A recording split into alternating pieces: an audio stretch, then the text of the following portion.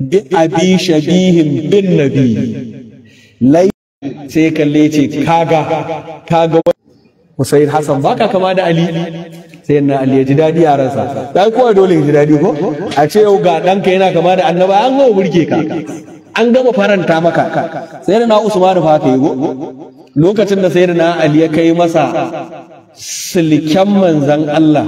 sallallahu alaihi wasallama da yayyakin ta manzan Allah wacce manzan Allah ya ce sai ya kawo sadaki da ya je kawai sayyidina Usman da ya siya da Usman ya sa a jikinsa ai mai Usman ya ce sayyidina Ali aka ganta a jikina sai ya ce wallahi kai kama da annabi Muhammadu sayyidina Ali sayyidina Usman murna ta kama shi ya rungume sayyidina Ali saboda jin dadi ya kuma ciro ta da ita yace dama wallahi ni ban da buri fa sama da a ce ne kama da manzon Allah yace yau an gama biya an ce ne kama da annabi to haka Abubakar ya gaya wa sayyidina Hassan a gaban Ali yace ga wanda yake kama da annabi ba da Ali yake kama ba Allah ya kare ta gare shi sai na sai yana da darajoji sosai masu yawan gaske kuma yana cikin mutanen da manzo Allah sallallahu alaihi wasallama ya saka su ake ce musu ahlul kisai ko lokacin da Yahudawan Najirana suka zo gurin manzon Allah suka ce manzon Allah ba za su yi musulunci ba za su yi imani da manzon Allah ba sai an yi tsinaceceniya sai manzon Allah ya tsine da shi da iyalinsa cewar shi mai gaskiya ne su kuma za su tsine akan cewar ba mai gaskiya bane ba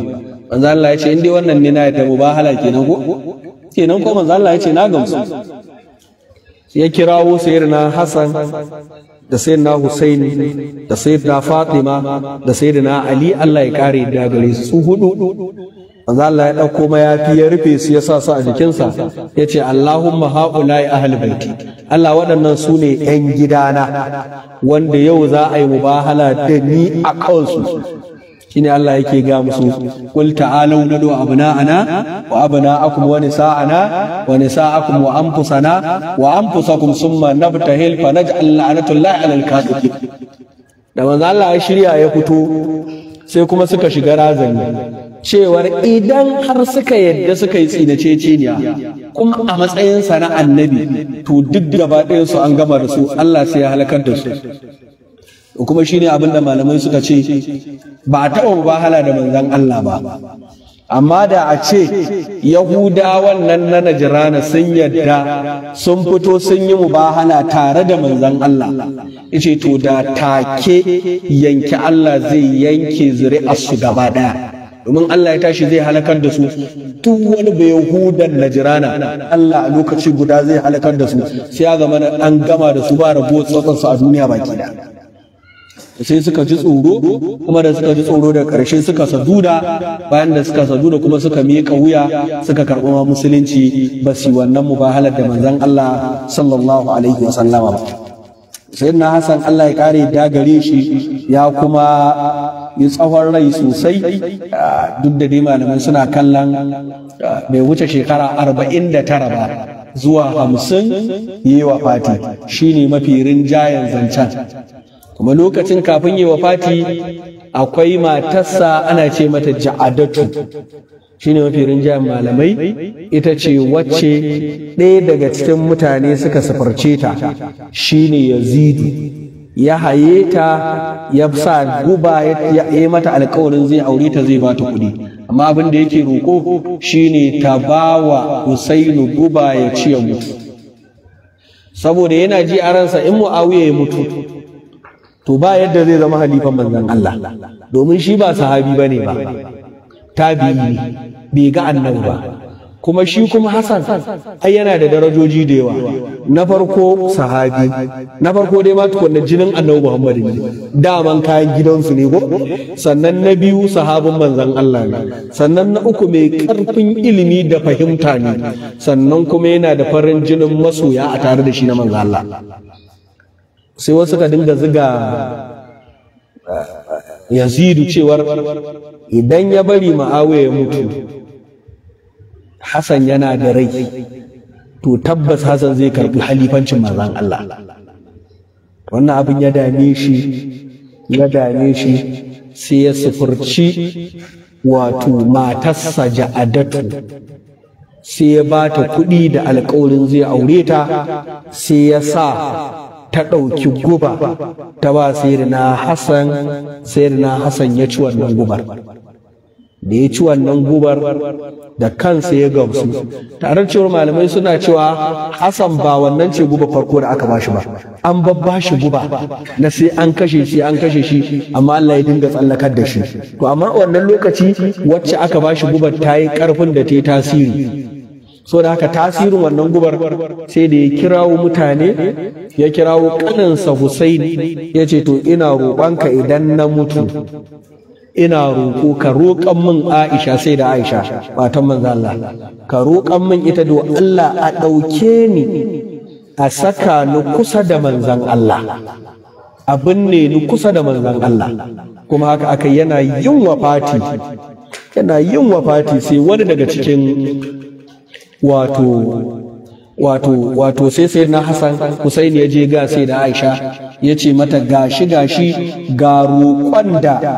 aka ce in yi a gurinki do Allah ki yadda a saka wani a cikin gurinki. Shikenan sai da Aisha ana gaya mata Allah ya kare yadda gare ta, ana gaya mata sai ta ce na'am wa karamata, na gamsu kuma girmama ga sayyidina Hassan jikan Annabi Muhammadu, na yadda a zo a samu guri a saka shi kusa da kakansa Annabi Muhammadu. Ai ana faɗi gwamnan garin sunansa Marwan ibn al-Hakam, sai Marwan kawai sai tura ɗan aiki sai je sa a gaya Muawiya. Shi ko Muawiya lokacin shine shugaban musulmi kamar halifa kenan ko, sai turo da wasiƙa da rubutu cewa bai yarda ba kuma ba zai bari ba a ɗauko Hassan a saka. Ai Usmanu ma su da yawa gani suke in san abu manzon Allah baya ganin su, amma duk inda manzon Allah ya kalla kallo yake kawai, ko ina manzon Allah yake kallo to kallon ɗaya gurin yake. Ai shi ne ko nabiyun yara ma la yaran nasa wala go, yana ganin abin da ku da kuke zagayewa ba ganin sa. To a wannan lokaci sai manzo Allah sai abin bai bar dadi ba, sai manzo Allah ya ce kun zalik. Manzo Allah yana ga mashi kenan sai ya koma kawai yana zaune gado yana ta zunde, saboda in mutum yi wa annabi irin wannan manzo Allah ya ce zama haka, to mutum yawa manzo Allah ya ce zama kawai dinga daga an magana kawai dinga ina ta nuni da baki da nuni da ka. Ai kamar wani mutumi ne a gaban manzon Allah yana zaune ya dau hannun hagu yana cin abinci, manzon Allah ya ce masa wane ka ci da hannun dama, ya dago fuskar sa dai sai kalla annabi ya ce lasfa'atu ba zan iya ba. Haka ya ga annabi a gabansa ba zan iya ba, manzon Allah ya ce lasfa'ata, to haka ya ce man lasfa'ata kar ka iya. Kai ka san zancen yau manzo Allah bai masa dadi ba ko, sai mai kulli bi yaminika ci da hannun daman ka wannan yace lastadatu ba zan iya ba. Manzo Allah ya ce lastadatu karka iya,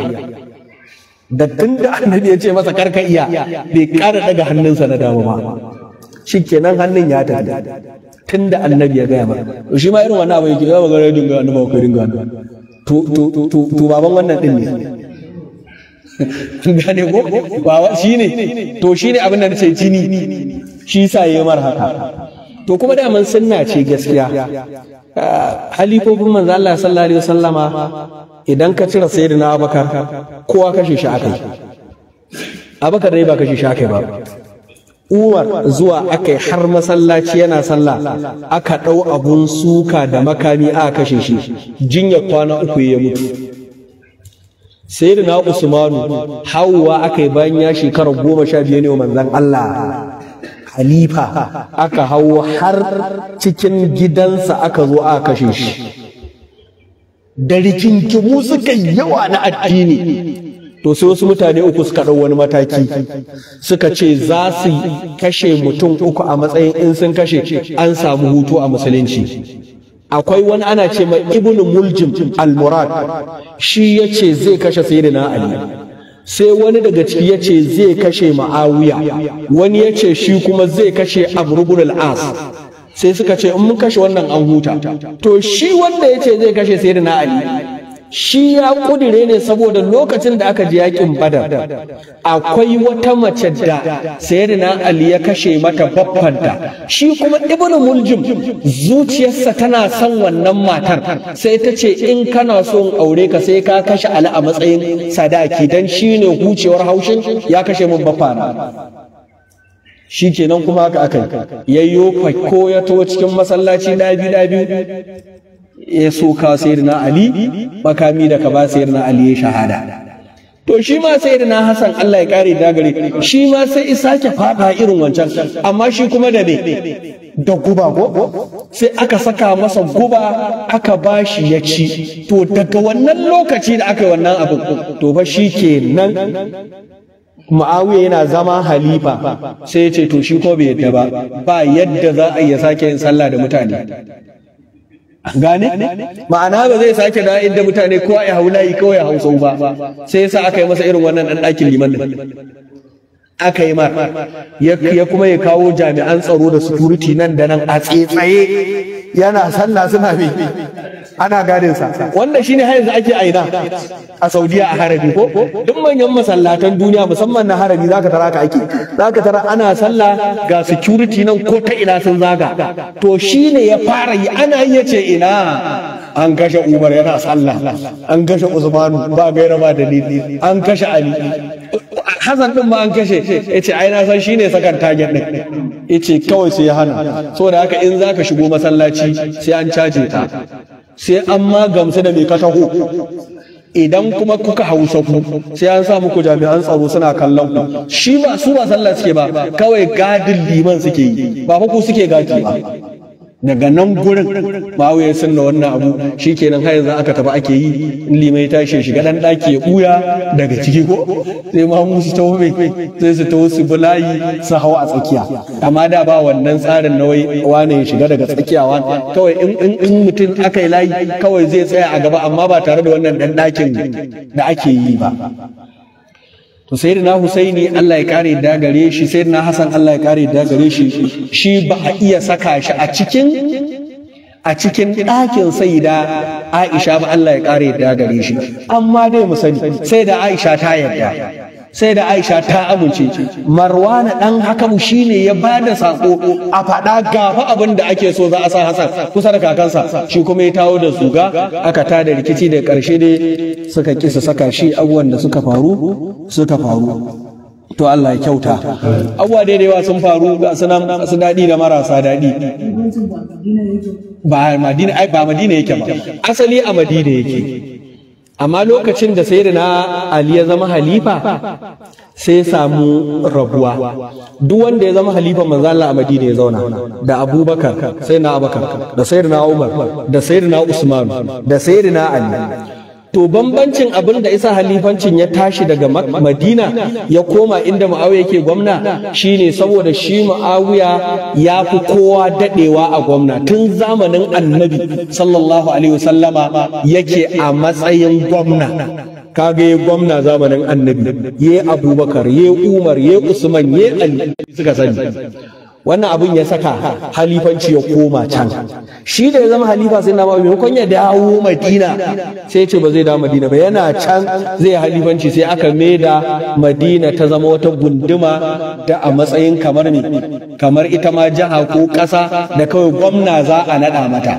Daga nan shi ne abin da ya faru. To amma abin da ya sa shi sayyidina Ali Allah ya kare da gare shi ne wanda ya sami lalle wato kalubale mai yawa. Da sai na Abubakar ya zama halifa, lalle akwai sahabban da yawa ba su yi masa mubaya'a ba, Allah ya kare da gare su. Akwai mutanen da ƴan Madina ne ba su yi mubaya'a ba. Akwai wanda yana nan ɗaya daga cikin sahabbai wanda suka karbi shugaba sallallahu alaihi wasallama, sunansa ya kwanta, yana cikin wanda suka zama jagorori a Madina. Da sai na Abubakar zama halifa bai mubaya'a ba, bai faɗa ba, zai zo masallaci zai komai, za a yi komai da shi kamar sayyidina Abubakar, sayyidina Ali shi ma bai mubaya'a ba ga sayyidina Abubakar sai bayan wata uku, sai da sayyida Fatima ta wafati. Malamai suka ce me ya saka bai ba, wasu suka ce a shi a ransa yana kallon ga Fatima yar Annabi, shi yana gani ba zai kalli wani a matsayin kujerar Annabi ga yarsa. wasu malamai suka ce wannan shine dalilin da ya sa bai ba. Wasu malamai suka ce a ba shi bane ba, rashin nutsuwa na wafatin manzo Allah ita ta janyo bai wannan ba, amma daga baya zo yi wannan, yayi mubaya'a ga sayyidina Abubakar Allah ya kare da gare shi, ya kuma taimake shi a cikin gwamnati. Haka da sayyidina Umar ya zo yayi masa mubaya'a, ya kuma taimake shi a ciki. Haka da sayyidina Usman ya zo shi ma yayi mar. Duk da dai akwai maganganu cewar shin yau Usman mubaya'a cikakkiya ko bai ba. Dalilin da yasa abuwa da yawa ne. Lalle sayyidina Abubakar ya cancanci a yi masa mubaya'a ta kowace irin fuska. Na farko shi abokin annabi ne tuntuni, kuma yana cikin dattijan sahabban manzon Allah, masu dattako, masu kaza masu kaza. Shi isa ana cewa ya zama halifa ba a samu rigingimu da ba, kowa ya gamsu. Da zai wafati sai ya ce bari in sa muku halifa, Umar ya halifance ku saboda cancantarsa da kaza da kaza. Dattijo ne magana, kowa ya karba. Shi yasa da sayyidina Usman ya zo, to daga nan kuma rikici ya fara ballewa, sai aka shigo rigingimu. Wasu suka yi mubaya'a da yawa, wasu ba su yi mubaya'a ba. Shi yasa sayyidina Usman da ya shekara 12 yayi gwamnati amma mai cike da wato ƙalubale ko hargitsi. Ƙalubalen shi ne na wancan sun yadda waɗancan ba su yadda ba, wancan sun bi waɗancan ba su ba. Sannan da abubuwan da suka dinga faruwa, akwai mutanen da manzo Allah sallallahu alaihi wasallam ya dinga korar su daga Madina, yace su fita su ban Madina. Sai na Bakar bai da su ba, sai na Umar bai da su ba, amma sai na Usman Allah ya kare da gare shi, kila wasu dalilai ya saka wanda shi ya sani ya dinga dawo da su. Yanzu kamar shi wannan hakan din da muka yi magana sa, wanda yake wa annabi zulli, kaga shi sai na Abubakar bai da shi ba, Umar bai da, amma sai na Usman yana zuwa ya dawo da shi Madina. Da ya dawo da shi ya ma ɗauki ɗansa, ko kuma shi ya saka shi a cikin 'yan kwamitin shurarsa, 'yan zartarwarsa. To kaga wannan dole suka dinga samun sabani, kuma bayan haka ma ya dinga samun sabani har da sai da Aisha da wasu dai daga ciki dai Allah ya kare da gare su. Amma dai almuhim sayyidina Usmanu ya zama halifan manzon Allah, ya kuma yi shekara kusan 12 yana halifancin manzon Allah. Bayan da ya shekara 12 a matsayin halifa, to sai rigingimin satar sitam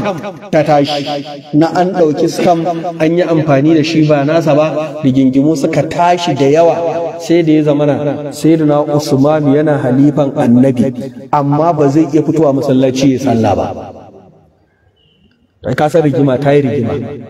Da ya ƙarshe jami'ai aka dinga tura irin sai na Hussein da wasu da sai nasa suka dinga zuwa suna gadin gidansa, kar wani ya haura ya je masa wani abu ba daidai ba. Kuma dai haka aka har sai da aka haura aka yi ba daidan ba. Kuma a lokacin ya ga manzon Allah sallallahu alaihi wasallama, manzon Allah ya ce masa yana azumi, zaka sha ruwa tare da mu ko ka zaka sha ruwanka a duniya? Ce Rasulullahi sha tare da kai. Kuma haka aka yi, da ya ƙarshe suka kashe shi, yayi shahada, ya je sha ruwa tare da manzon Allah sallallahu alaihi wasallam. To da sai da Ali ya zo ya zama halifan manzo Allah, so da haka to sai rigingimu suka tashi.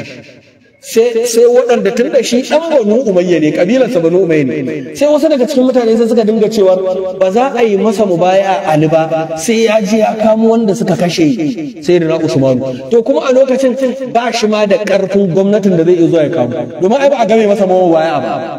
To daga nan gurin wanda ya fara jan daga da shi da mutanensa shine sai na Muawiya, aka ja daga aka ja layi, ba za a yi baya ba. To fa nan ne wannan shekara hudun da sayyidina Usman ne, sayyidina Ali da kusan wata 9 dukkanin ta rigima aka yi ta. An kai an komo an kulla abuwa dai ba su yi daidai ba, wasu sahabbai suka ja layi, wannan ma suka ja, kowanne ja aka dinga yi. To bayan da yawa fati shine sai aka yi wa sayyidina Hassan halifanci, shine sai na Hassan yana yin wata shida da manzo Allah ya faɗa, ya ce wannan saurayi da sannan Allah zai shiryar da zai daidaita runduna guda biyu daga manyan rundunu. To wanda suke ja daga bangaren mahaifinsa sun zo su taya shi, shi ma na Muawiya suna kokarin tashi. Sai da ya wata shida sai ya ce in dai dan akan halifanci ne to zan baka dan a zauna lafiya. Sai sauka sai ba sai na Muawiya ya zama halifa. To bayan ya zama halifa, shi kuma ɗansa kamar yadda shi ne mafi rinjayen maganganun malamai, sai su furci matarsa Ja'adatu, ita kuma sai ta sa guba a cikin abinci aka kai masa, shi kuma ya ci. Yana ci ɗan ƙanƙanin lokaci shi kuma a nan gurin ya shahada. To shi ne sai na Husaini shi kuma sai ta yi ce ni ma ban tafi. To a nan ne duk manyan sahabbai da suke gurin suka dinga rike shi suna ja masa kunne, Husaini kar ka je, in ka je kaza zai faru, kaza zai faru, kaza. Akwai sahabban da sayyidina Husaini ya ce zai tafi sai da suka rike su ne masa kuka dan sun san an yi bai. Kuma haka aka yi, sai na Husaini ya tafi, aka turo gwamna daga gwamnoni ana ce mar ko Ibn Ziyar ne sunansa ya kwanta, ya taho ya kwaso zuga suka zo suka tare sayyidina Husaini suka kashe shi da yawa daga cikin jikokin manzon Allah sallallahu alaihi wasallama, suka cire kai daban gaggar jiki daban, aka ɗauka aka soke aka je a kaiwa Yazid yana fadarsa. So da dai makamantan wannan, na roƙo Allah ka sa mu cika da imani, Allah ka ban mu da Annabi Muhammadu sallallahu alaihi wasallama. Allah zancen irin wannan duk bayi da daɗi wani lokaci kakan faɗa saboda karatu, amma wani zancen ka faɗe sai ka ji ma bai da ma'anar me